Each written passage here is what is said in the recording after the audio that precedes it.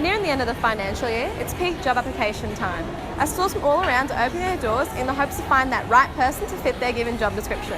But what does it take to actually land that job? Teens all over are expressing difficulties in finding a job. But with interview reports of failed interviews and the inability to converse, it's evident that teens maybe really just don't know how to find a job. And so it begs the question, are we expecting too much within these roles? Or do the applicants applying really just possess a lack of care? Stories abound of millennials showing up in casual clothing for formal interviews are finding their way to the internet. So to avoid such interview disasters, teens are scrolling through sites such as Seek and Indeed to avoid face-to-face communication. You may get the job this way, but be quick. Employers will only read the first few resumes they receive. The rest, practically thrown away. As employers prefer a visual first impression to a cyber profile.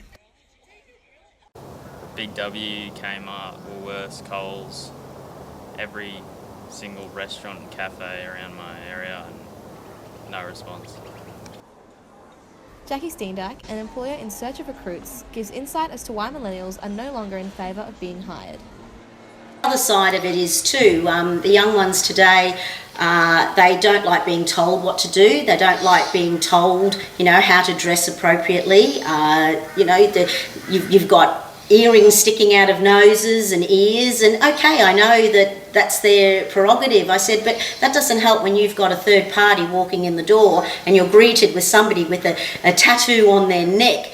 I'm sorry, it just doesn't go in the workforce. As an employer, I actually choose not to employ young people anymore. I've gone down that track. They want the big bucks, but they don't want to put in the big hard yarns to earn it.